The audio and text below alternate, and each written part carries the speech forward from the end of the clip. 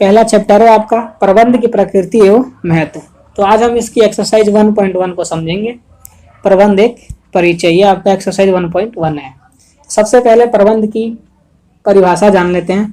ठीक है, प्रबंध का अभिप्राय उस प्रक्रिया से है जिसमें काम को कुशल व प्रभावी ढंग से करने के लिए प्रबंध द्वारा तैयार किए गए संगठन ढांचे से है। इसका मतलब यह है कि प्रबंध वह प्रक्रिया है जो किसी काम को कुशल व प्रभावी ढंग से करने के लिए एक संगठन ढांचा तैयार करती है। ठीक है, अब यहाँ पर जान लेते हैं कुशल का मतलब क्या है। कुशल का अभिप्राय काम को न्यूनतम लागत पर करने से है, चाहे समय कितना भी लगे। इसका मतलब यह है कि कोई भी काम हो उसको कम से कम लागत पर करना है, समय चाहे कितना भी लगे। अब प्रभावी जान लेते हैं। इसका अभिप्राय काम को समय पर पूरा करने से है, फिर चाहे लागत कितना भी लगे। इसका मतलब यह है कि जो भी काम है उसको समय पर पूरा करना है, पैसे चाहे कितने भी खर्च हो जाए, कोई दिक्कत वाली बात नहीं है।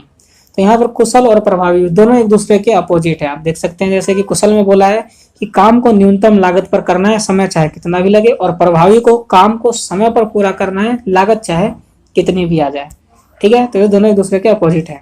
तो आइए अब इन दोनों के डिफरेंस को समझ लेते हैं। इन दोनों में क्या डिफरेंसेस हैं।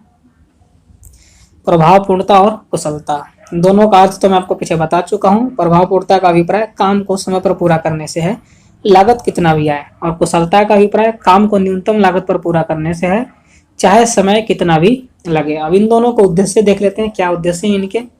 तो प्रभावपूर्णता का है अंतिम परिणामों को समय पर प्राप्त करना। इसके जो भी अंतिम परिणाम होंगे वो समय पर पूरे होने चाहिए। और इसके लागत लाभ विश्लेषण करना, जो भी परिणाम हो इसके उसमें कम लागत हो और लाभ ज्यादा हो। ठीक है, ये मुख्य केंद्र क्या है देख लेते हैं। तो प्रभावपूर्णता का समय, कुछ भी हो समय पर होना चाहिए, और कुशलता का लागत, जो भी करना है कम खर्च करना है, कम लागत होनी चाहिए। तो आइए यहाँ पर अब प्रबंध की विशेषताएं देख लेते हैं। यहाँ पर मैं एक बात बता दूं, अगर आप यहाँ पर केवल मेन पॉइंट भी याद रखेंगे तो आप इनसे भी इनकी परिभाषा बता सकते हैं। ठीक है, तो पहला है प्रबंध उद्देश्य प्रधान प्रक्रिया है। तो आइए जानते हैं। प्रत्येक संगठन एक विशेष उद्देश्य की पूर्ति हेतु स्थापित होता है, लेकिन सभी संगठनों का उद्देश्य भिन्न हो सकता है। इसका मतलब यह है कि कोई भी संगठन स्थापित होता है तो वो एक विशेष उद्देश्य की प्राप्ति हेतु ही स्थापित होता है, लेकिन पूरे देश में एक ही संगठन थोड़ी ना होंगे, कितनी संगठनें होंगी, लेकिन उन सारी संगठनों का उद्देश्य अलग अलग हो सकता है। जैसे एक स्कूल होता है, उसका संगठन का उद्देश्य हो सकता है कि उसके रिजल्ट्स अच्छे आए, और एक कोई भी संगठन हो उसका ये हो सकता है कि लाभ अधिकतम होने चाहिए। तो ये अपने अपने संगठनों के अलग अलग उद्देश्य हो सकते हैं। ठीक है, दूसरा है प्रबंध सर्वव्यापक है। सभी क्रियाओं में प्रबंध आवश्यक है, क्योंकि यदि किसी क्रिया में से प्रबंध को घटा दिया जाए तो शेष कुछ नहीं बचता। यहाँ पर इसका मतलब यह है कि अगर आपको कोई भी कार्य करना हो उसमें प्रबंध करना आवश्यक है। कोई भी किसी भी क्रिया में से अगर प्रबंध को हटा दिया जाए तो शेष कुछ नहीं बचता। ठीक है, यहाँ पर क्रियाओं का मतलब व्यावसायिक और गैर व्यावसायिक क्रिया से है। अगर मैं आपको इसका एक उदाहरण दूं तो यह है कि आपको कोई भी कार्य करना है तो उसके लिए आपको प्रबंध करना पड़ेगा। जैसे आपको खाना बनाना है तो उसके लिए भी प्रबंध करना पड़ेगा। कैसे? तो आपको सबसे पहले ये देखना पड़ेगा कि खाने में क्या बनाना है, सब्जी रोटी दाल चावल जो भी बनाना है। अगर आपको रोटी बनाना है तो उसके लिए आपको आटे का प्रबंध करना पड़ेगा। अगर आपको सब्जी बनानी है आलू की तो आलू का प्रबंध करना है। तो और भी सामग्री होती है जो उन सबका आपको प्रबंध करना पड़ेगा। तो किसी भी क्रिया को करने के लिए प्रबंध अति आवश्यक है, बिना प्रबंध के कोई कार्य हो ही नहीं सकता। ठीक है, अगला है प्रबंध बहुआयामी है। प्रबंध को बहुआयामी इसलिए कहा जाता है क्योंकि यही काम का प्रबंध, लोगों का प्रबंध और परिचालन का प्रबंध करता है।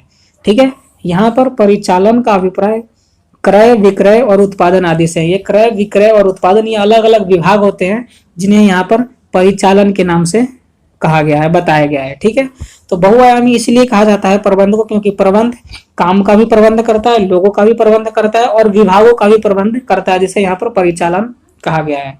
ठीक है, अगला है आपका प्रबंध स्थित प्रक्रिया है। प्रबंध कोई ऐसी प्रक्रिया नहीं है जिसे हमेशा के लिए एक ही बार तैयार कर लिया जाए। ये सतत चलने वाली प्रक्रिया है। इसका मतलब ये है कि प्रबंध कोई एक ऐसी प्रक्रिया नहीं है जिसे साल भर के लिए एक ही बार तैयार करके रख लो, बीच बीच में इसे चेंज करता रहना पड़ता है, लेकिन ये चलती लगातार चलती है। ठीक है, इसका मतलब ये है अगला है प्रबंध एक समूह क्रिया है। ठीक है, एक संगठन में उद्देश्यों की प्राप्ति हेतु विभिन्न क्रियाएं की जाती हैं जिन्हें एक व्यक्ति नहीं कर सकता, इसलिए प्रबंध सामूहिक क्रिया है। ठीक है, समझ गए होंगे आप। तो चलिए अगला देख लेते हैं इसका। अगला है प्रबंध एक गतिशील कार्य है। प्रत्येक संगठन परिवर्तनशील वातावरण में स्थापित होते हैं। परिवर्तनों का सामना करने के लिए नीतियों को परिवर्तन करते रहना पड़ता है। इसका मतलब यह है कि जो भी संगठन होती है वो परिवर्तनशील वातावरण में तो स्थापित होती है, ये तो सही बात है, लेकिन उन परिवर्तनशील वातावरण में उन्हें बने रहने के लिए, जीवित रहने के लिए अपने नीति नियमों को परिवर्तन करना पड़ता रहता है, बदलते रहना पड़ता है। तो इसलिए प्रबंध को एक गतिशील कार्य कहते हैं। ठीक है, अगला है प्रबंध एक अदृश्य शक्ति है। प्रबंध वह शक्ति है जिसे देखा नहीं जा सकता, केवल उसे महसूस किया जा सकता है। प्रबंध एक अदृश्य शक्ति, इसे महसूस किया जा सकता है, इसे देखा नहीं जा सकता। ठीक है, जैसे अगर मान लीजिए अगर एक स्कूल है, अगर स्कूल अच्छा चलता हो तो उससे कहा जा सकता है हाँ यहाँ पर प्रबंध अच्छा है क्योंकि स्कूल अच्छा चल रहा है, लेकिन वहां पर हम प्रबंध को देख नहीं सकते लेकिन उसे महसूस कर सकते हैं क्योंकि स्कूल अच्छा चल रहा है। ठीक है, तो ये प्रबंध की विशेषताएं थी। अब प्रबंध के उद्देश्य देख लेते हैं, कौन कौन से उद्देश्य होते हैं। तो सबसे पहले उद्देश्य का अर्थ जानते हैं, उद्देश्य क्या मतलब होता है। इसका अभिप्राय उन अंतिम बिंदुओं से है जिन्हें प्राप्त करने के लिए विभिन्न क्रियाएं की जाती हैं। इस उद्देश्य का मतलब ये है कि वो अंतिम, यानी उद्देश्य, वो अंतिम बिंदु, जिसे यहाँ पर उद्देश्य भी कह सकते हैं, जिन्हें प्राप्त करने के लिए अनेक क्रियाएं की जाती हैं। तो यहाँ पर प्रबंध की 3 उद्देश्य हैं, संगठनात्मक उद्देश्य, सामाजिक उद्देश्य और व्यक्तिगत उद्देश्य। तो आइए एक एक करके इनको विस्तार पूर्वक समझते हैं। तो पहला है आपका संगठनात्मक उद्देश्य। इसका अभिप्राय संगठन में उपलब्ध मानवीय व भौतिक संसाधनों का उपयोग सभी हितार्थियों के हित में करने से है। इसका मतलब यह है कि संगठन में जितने भी संसाधन मानवीय हो और भौतिक हो, जो भी उपलब्ध है, उनका उपयोग हितार्थियों के हित में करने से है। ठीक है, इसके भी कुछ उद्देश्य हैं संगठनात्मक उद्देश्य के भी। पहला है जीवित रहना, लाभ कमाना और विकास, उच्च स्तर की तरफ बढ़ते रहना, आगे आगे चलना, विकास करना। ठीक है, अगला है सामाजिक उद्देश्य। इसका अभिप्राय प्रबंधकीय क्रियाओं के दौरान सामाजिक हितों को ध्यान रखने से है। इसका मतलब यह है कि अपने कामों को करते करते के समय सामाजिक हितों का ध्यान रखना। ठीक है, जैसे रोजगार उपलब्ध कराना और वातावरण दूषित होने से बचाना। तो ये इसके सामाजिक उद्देश्य है जो इसे प्रबंध को पूरा करना होता है। अगला है व्यक्तिगत उद्देश्य। इसका अभिप्राय कर्मचारियों के संदर्भ में निश्चित किए जाने वाले उद्देश्यों से है। इसका अभिप्राय कर्मचारी के संदर्भ में, यानी कर्मचारियों के बारे में जो भी उद्देश्य निश्चित किए जाने हैं उनसे है। जैसे वित्तीय आवश्यकता, सामाजिक आवश्यकता और उच्च स्तरीय आवश्यकता। ये 3 आवश्यकताएं होती हैं जो व्यक्तिगत उद्देश्य में आती हैं। जैसे वित्तीय आवश्यकता में एक मजदूर को वेतन और मजदूरी मिलनी चाहिए उचित, और सामाजिक आवश्यकता में कर्मचारियों को मान्यता प्राप्त होनी चाहिए, और उच्च स्तरीय आवश्यकता में उच्च स्तर हेतु उन्हें अवसर प्रदान होने चाहिए। ठीक है, तो आगे चलते हैं। अब आते हैं आपके प्रबंध के महत्व। तो आइए एक एक करके स्टार्ट करते हैं। पहला है प्रबंध सामूहिक उद्देश्य प्राप्ति में सहायक है। अगर आपको ये आधी लाइनें जो ये भी याद हो तो आप इससे इसकी परिभाषा निकाल सकते हैं। ठीक है, तो लेकिन बुक के हिसाब से देखते हैं क्या है। प्रबंध सामूहिक उद्देश्य प्राप्ति में सहायक है क्योंकि प्रबंध में एक व्यक्ति नहीं, व्यक्तियों का एक समूह कार्यरत होता है। ठीक है, अगला है प्रबंध से कुशलता बढ़ती है। एक प्रबंधक सभी संसाधनों का कुशलतम प्रयोग करके इसमें वृद्धि करता है। एक प्रबंधक होता है जो जितने भी संसाधन उपलब्ध होते हैं उनका कुशलतम प्रयोग करता है वो उनमें, और फिर वृद्धि होती है उनकी। ठीक है, अगला है प्रबंध गतिशील संगठन तैयार करता है।